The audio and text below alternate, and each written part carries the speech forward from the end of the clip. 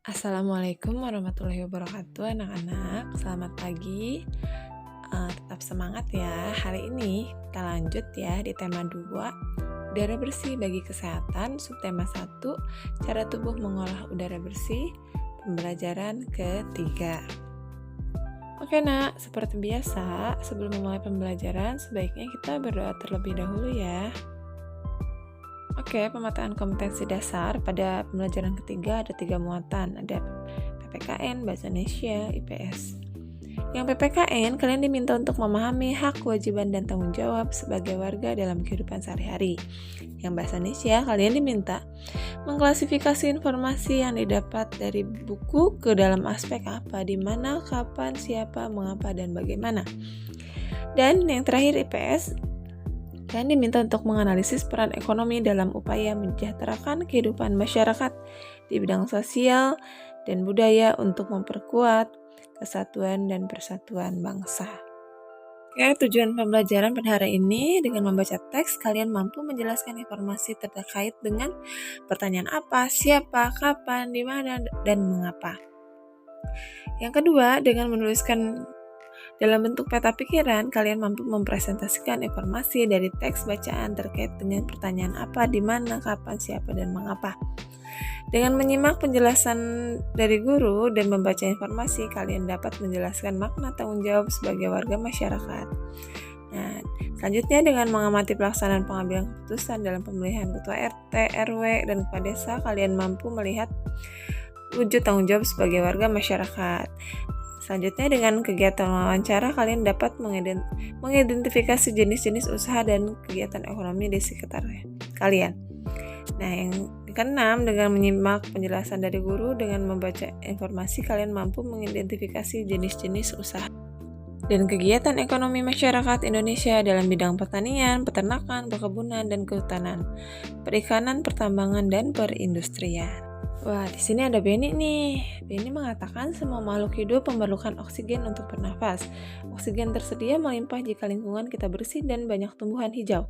Menciptakan lingkungan bersih dan banyak tumbuhan hijau menjadi tanggung jawab kita bersama. Oke, ayo kita membaca bersama ya. Nah, di sini ada teks yang berjudul Hari Menanam Pohon. Indonesia dikatakan sebagai paru-paru dunia. Sebutan itu disematkan karena di Indonesia terdapat hutan yang sangat luas. Daun-daun di hutan mengeluarkan oksigen berlimpah. Oksigen merupakan unsur penting bagi kehidupan. Namun, sayangnya hutan kita semakin berkurang akibat kebakaran atau penebangan pohon di hutan secara liar.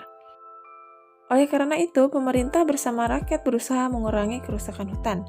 Salah satu upaya yang dilakukan yaitu menanam kembali pohon di lingkungan. Tanggal 28 November diperingati sebagai Hari Menanam Pohon. Peringatan Hari Menanam Pohon pada tahun 2015 diawali sejak tanggal 26 November. Presiden melakukan penanaman pohon di Taman Hutan Rakyat Sultan Adam, Kalimantan Selatan. Ada 10.000 pohon ditanam di hutan itu.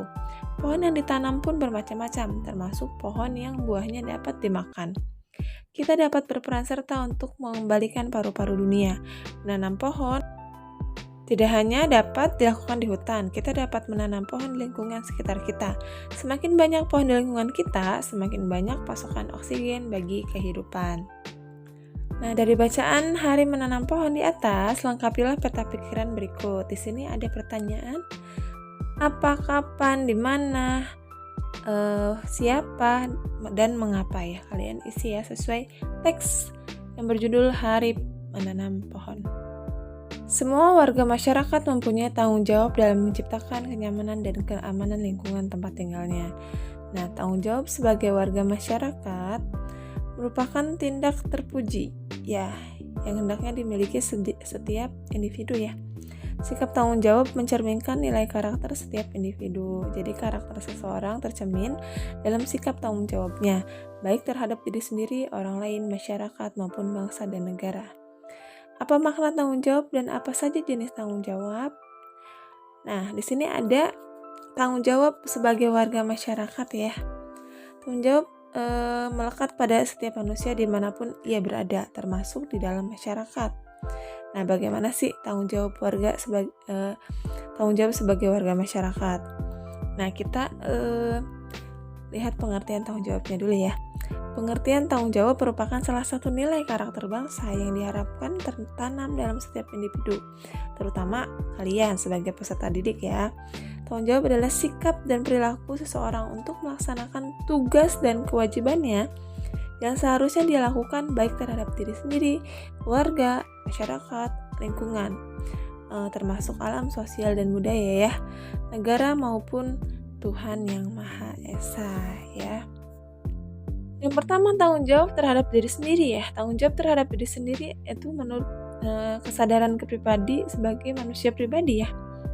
Jadi kalian contohnya gini, Evi mendapat pekerjaan rumah dari Bu Guru untuk dikumpulkan esok hari. Akan tetapi Evi justru menghabiskan waktu untuk menonton acara televisi.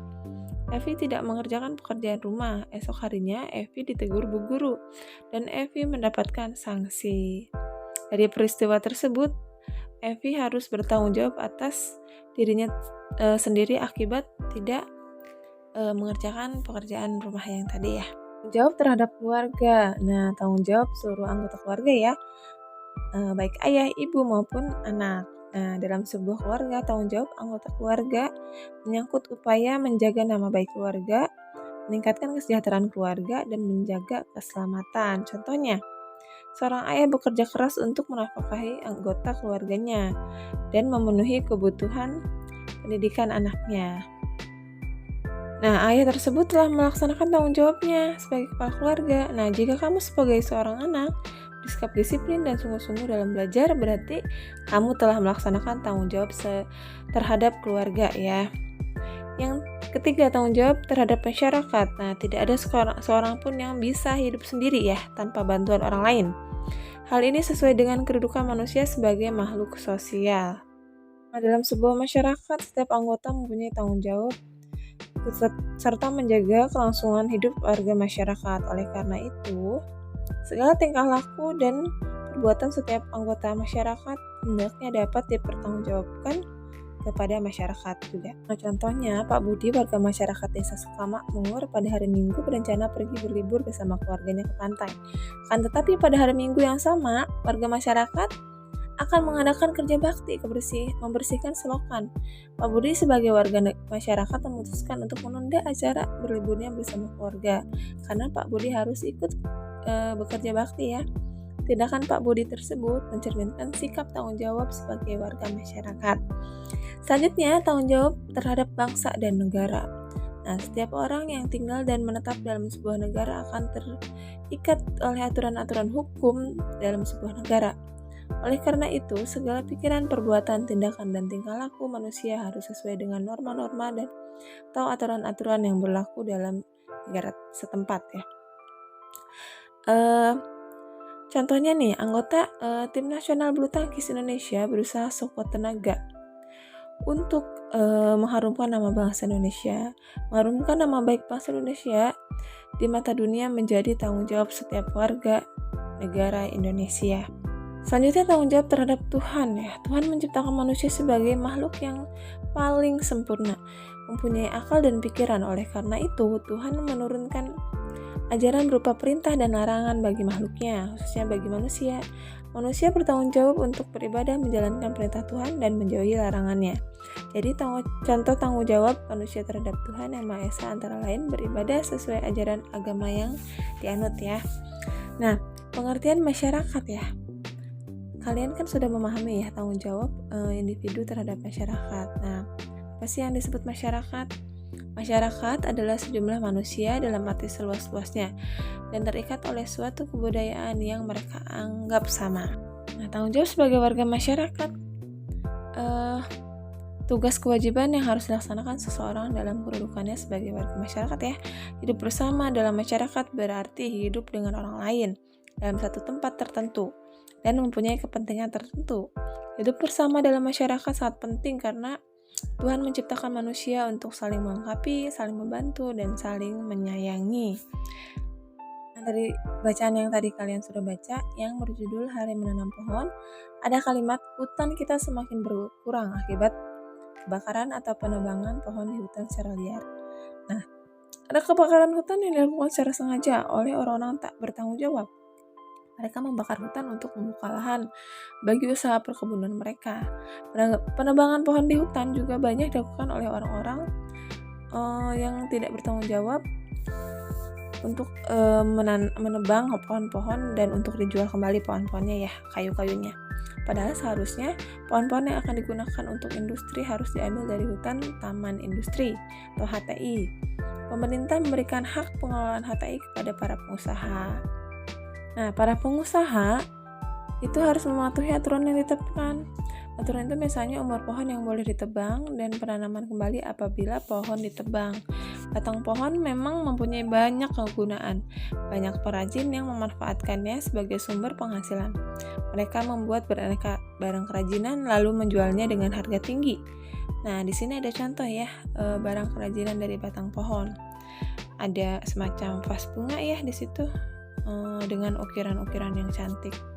Nah, di sini ada tugas 2 ya, lakukan wawancara kepada orang-orang di sekitarmu, boleh dengan orang tua ya, ayah atau ibu ya. Atau orang lain juga boleh. Nah, kalian harus mencari informasi jenis usaha yang dilakukan di sekitar kalian, jenis hasil dari usaha yang dilakukan, bahan baku yang diperlukan, pengetahuan dan keterampilan yang diperlukan, dan kesulitan atau kendala yang mungkin dihadapi. Lakukan wawancara dengan sopan ya, boleh dengan tetangga, boleh dengan siapapun. Nah, kalian baca ya teks yang berjudul jenis-jenis usaha ekonomi masyarakat ya, untuk mengetahui berbagai jenis usaha ya. Nah, kondisi geografis Indonesia beragam, ada wilayah daratan, ada pula wilayah perairan. Nah, pemanfaatan sumber daya alam dapat dilihat pada berbagai bidang usaha ya. Yang pertama ini ada agraris. Indonesia dikenal sebagai negara agraris. Sebutan ini disebabkan karena banyak penduduknya yang bermata pencaharian sebagai petani. Dan baca teksnya ya dengan cermat. Sini juga kalian harus mendiskusikan beberapa istilah ya. Ada intensifikasi, ekstensifikasi, diversifikasi, rehabilitasi, dan mekanisasi. Yang kedua adalah peternakan ya. Tadi kan udah pertanian atau perkebunan ya. Sekarang peternakan. Nah, peternakan adalah kegiatan usaha budidaya hewan yang diambil hasil peternakan terdiri atas daging, telur, susu, kulit, dan bulu. Peternakan hewan kecil misalnya kelinci, kambing, domba, dan biri-biri. Peternakan hewan besar misalnya sapi, kerbau, dan kuda. Peternakan unggas misalnya ayam, itik, burung, dan puyuh. Yang selanjutnya perikanan. Nah, perikanan darat yaitu usaha memelihara menangkap ikan di perairan darat ya. Yang dibudidayakan misalnya lele, inilah, mujair, gurame, dan lain-lain. Kalau perikanan air laut, nih contohnya kayak udang, kerang, rumput laut, mutiara, dan garam. Selanjutnya pertambangan. Nah, ada pertambangan di sini ada barang tambang mineral logam misalnya emas, perak, tembaga, timah, bauksit, dan nikel. Selanjutnya barang tambang mineral non logam misalnya belerang, gipsum, marmer, dan batu gamping. Selanjutnya barang tambang sumber energi misalnya minyak bumi, batu bara, dan gas alam. Selanjutnya ke hutan ya. Hutan itu ya sebagai tempat berkembangnya berbagai fauna ya, selain sebagai paru-paru dunia. Baca ya. Nah, ada kehutanan nih banyak kayu yang dihasilkan, diantaranya kayu jati, meranti, ulin, damar, dan rotan. Selanjutnya perdagangan ya, yang biasa ada di sekitar kita ya. Nah, kegiatan perdagangan muncul ketika kemampuan manusia atau suatu negara menyediakan barang kebutuhan yang bersifat terbatas, terjadi saling ketergantungan ya. Contohnya perdagangan yang ada di sekitar kita ya, melalui kegiatan perdagangan akan memperoleh keuntungan dari selisih harga jual dan harga beli ya. Nah, perdagangan dari berbagai negara juga ada ya, ada kegiatan ekspor dan impor. Yang terakhir perindustrian. Nah, perindustrian adalah kegiatan mengubah bahan mentah menjadi bahan setengah jadi atau barang jadi. Nah, di sini ada industri rumah tangga atau home industri, industri sedang, dan industri besar. Industri di Indonesia adalah industri makanan dan minuman, kosmetik, obat-obatan, garmen, serta elektronik. Nah, selesai ya. Untuk lebih memahaminya, kalian baca sendiri ya untuk dipahami secara betul-betul teksnya, isi teksnya ya. Nah, tugas ketiga, kalian harus diskusikan ya beberapa istilah yang tadi Ibu sudah sebutkan sebelumnya. Usaha peningkatan hasil agraris ada 5 istilah di sini ya. Ada intensifikasi, ekstensifikasi, diversifikasi, rehabilitasi, dan mekanisasi. Nah, kalian tulis caranya tuh seperti apa sih? Boleh mencari informasi dari buku atau dari internet ya. Alhamdulillah pembelajaran hari ini telah selesai. Tetap semangat ya nak belajarnya. Jaga kesehatan juga ya. Jangan lupa dikerjakan tugas-tugasnya. Assalamualaikum warahmatullahi wabarakatuh.